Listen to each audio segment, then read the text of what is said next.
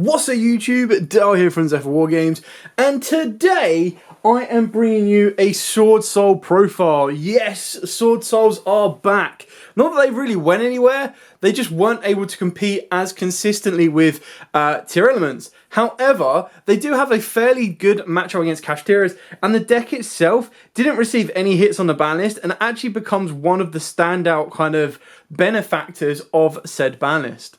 So, with all of that out of the way, please smash that like button, hit that notification bell, and subscribe so you don't miss out on any more upcoming content.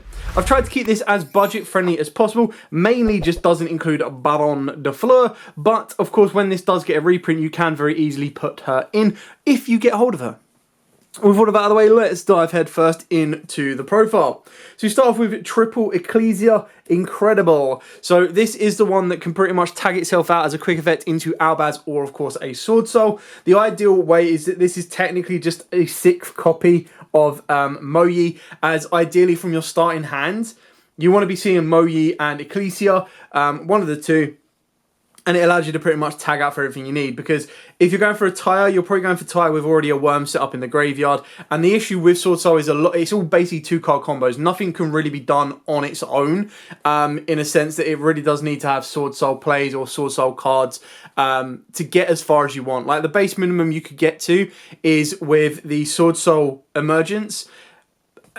Activate that, search out a tire, normal summon a tire, banish the emergence, spawn a token, synchro into the Yugioh. Yugioh can then search you out a blackout. That's kind of like the best route or the ideal route that it can go to. Then, of course, the pain in the backside, the card that just wins it in time, all the time, is a long one. Of course, this is the one that you discard a worm from the hand, special summon itself and a token, and because it is the only level 6 for the deck, it can go into the level 10s of the Barons, the Chen Ying, and everything else, plus the new spicy edition of the Ice Jade as well. Speaking of Ice Jades, shout out to Rob on this one. He provided a very interesting outlook to the lore of this, and it turns out all of the swords that the SwordSouls use are basically Ice Jade monsters. So that was really kind of cool, which explains why all of the tokens are always water as well. Then we've got 2 tile. I have considered like 3 and bumping it back and forth and everything like that. I have stayed away from the buy-steal version because I don't feel the buy-steal version is really SwordSoul and it doesn't really incorporate the budget value. Like at the end of the day, with the format getting a bit of a reset, you're either paying £600–700 for cash tiers, or you're going, you know what, screw that. I'm going to play a deck that is a lot cheaper at around about the £100 mark and can still do very, very well. And SwordSoul is one of those. For the 10Ys, just to fit in more hand traps, I've gone with 3 Ashuna, 2 Adhara, 2 Vishuddha, and 1 Shifana. Now, obviously, you can play 3, 3, 3, and 1, which quite a few people do as well. I really do quite like the Shifana play. So, for those of you who don't know, Blackout, if you pop your Monk with it, you can actually pop an additional card as well. So, rather than a pop 2, it becomes a pop 3, and it's really kind of cool. But obviously Adhara is the one that locks you into worms when you banish it and use its effect, but it lets you special summon a 10U from the deck, so that gives you access to a level 1 tuner, or just a level 7 or level 4 body on the board. Obviously the synergy between these two decks or archetypes is absolutely insane. They work together so well. Like, I would not have been surprised to see the image of a SwordSoul monster with like a 10U spirit behind them. Like, I wouldn't, like, if you didn't even tell me the lore of SwordSoul and 10Ys and Tomine were 2 different things, if you just combined their images, I probably wouldn't be able to tell the difference. Like, you could easily put Vishuddha with, obviously, I know their attributes don't match up, but you could put Shifana with Moyi or even Tyre. You could put Vishuddha with Long One, as he is the dark one, or he's fire, but obviously he's the dark one that turns and betrays them and everything else. It just really, really works. Like, I think it's so good. Anyway, that's it for the monster lineup that is not hand trapped, so very simple and straightforward on that one. Like I said, there isn't really much to change in the SwordSoul lineup, in my opinion. It's mainly going to be the 10E version or the 10E engine that is what's going to adapt for you. Whether you put more of them, whether you... like, I probably wouldn't go any less, but it's entirely up to you as the player. Moving on to the spells, we've got Triple Emergence. So this is obviously your search up for all of your SwordSoul monsters. I've gone with the triple Heavenly Dragon Cycle and the 2 Vessel. And the reason I've gone with a 3 and a 2 is I feel that Imperm and Veiler are going to be coming back into the format. And the Heavenly Cycle is... nothing feels better than your opponent goes Veiler or Imperm and you chain the Heavenly Circle. It's like, oh, Whoa, so good. Because you tag your monster out, your effect still resolves, and then you get an additional effect as well. Vessel is a great Foolish Barrel. Like, the two of these are incredibly good, but I feel that Circle might be a little bit more, like, all-round better, just because it helps you dodge hand traps, it gives you the search, or it can give you the special, and the Vessel is basically just like an additional Foolish Barrel and a possible search. So, again, entirely up to you guys how you want to run the ratios, which is what I like about this day, is there's a decent room of flexibility. Desires, like, fat stack, let's go. Especially in a cash format, this guy is going to be insane. One Summit, I still like this. Again, you can completely cut it if you want to. But what I like about Summit that makes the deck work so well is there are parts in the combo when you've already opened up well enough that by adding into the Summit, you can add an additional synchro to your end board. So you end up with something like a Yugioh, which gives you a negate, plus a level 10, which could probably be a Quinlong. And you could also add up a Draco Berserker and a 10 as well. So you've got a very cool board. Very, very powerful for your opponent to deal with. And then, of course, the one Called by the Grave. Because, you know, you want to try and dodge the hand traps where it's all possible your side as well. Then we've got 2 Blackout for the trap cards. And then on for the hand traps, we're going with triple Imperm, triple Ash. And I've gone with 2 Ghost Mourner. This could probably be Veiler a little bit more so. The reason I kind of went with it instead of Veiler was I like the fact that it allowed you to kind of play around a little bit more and kind of move plays further forward that way as well.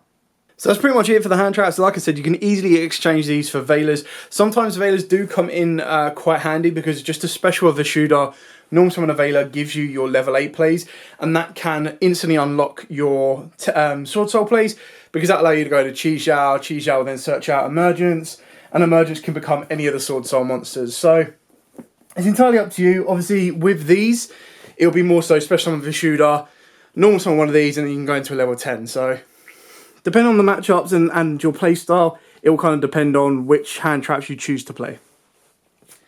Moving on to the extra deck.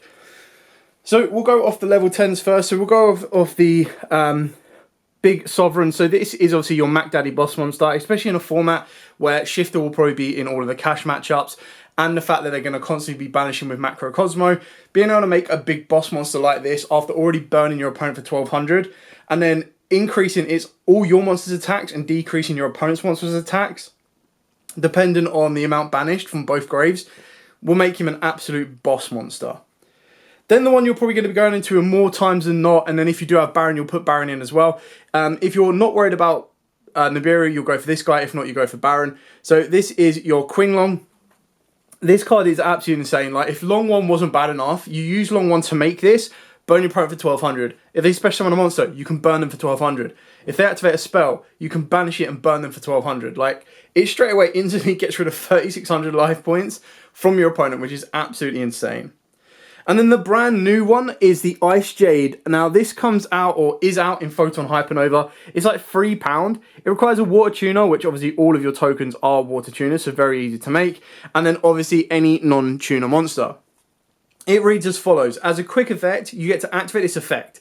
Face-up monsters you control cannot be destroyed or banished by your opponent's card effect. So Fenrir cannot deal with these that easily. Then if you activate this effect in response to an opponent's card or effect, so Fenrir declare an attack, chain the Ice Jade. Then if you activate this effect in response to your opponent's card or effect, and your opponent has a card or cards with that name on their field and or in the graveyard, you can banish those cards. So if a card or cards is banished by your opponent's card effect while this card is in the graveyard, you get to special summon it back. So it kind of gives you the ability to loop it. It's a nice 3k boss monster. And then as long as you're activating this in response to an opponent's card or effect, and your opponent still has a card or cards with that name on their field, you know, it just kind of allows you to protect and banish and clear and do everything you need to. And then everything else coming down is pretty straightforward. So you got your Chow Feng for your level 9s that can help you lock out any light effects, so protect you from Nibiru. 2 Yugioh, probably the most specific level 8 you're going to go for. Draco Berserker. And then what makes this deck so good is you put Book of Eclipse in the side deck, eclipse all your opponent's monsters, then back you spin them all back. Dragite is your budget option, so you swap this out for Baron if you don't. And then Yazi, which you can bump up to 2 if you really, really want to. And then Triple Monk and the 1 Shaman. Now I was thinking about this a lot, that, you know, the deck has a lot of playability. There's a lot of ways in order to kind of out the board lock. specifically with stuff like Vishuda. And one thing you've got to remember with your Tenyis is as long as you control a non-effect monster, you get to banish them from hand as well as from the graveyard. So instantly, if your opponent's got the Macrocosmo in a Rise Heart on the board, you can still activate the effect in the hand and then banish Vishuda from the hand to bounce back the Shangri-La, unlocking all your zones and everything else like that. So it's very easy to pretty much just go special summon out any Tenyi, link it off into Monk, and then go from there. So really, really fun deck, very, very powerful, and basically because the ban list didn't really affect it in like such a big sense, or didn't touch it at all, and everything else got a little bit weaker, this deck can seriously compete, and I can't wait to see how it does at YCS Leon, well, post YCS Leon, sorry, when Cash Tiers are dead. So you're looking at stuff like YCS Vegas and leading into like YCS London and everything else like that. Anyway, thank you so much for watching. Don't forget to like, comment, subscribe, share. Till next time, guys, as absolutely always, stay safe and, of course, happy dueling.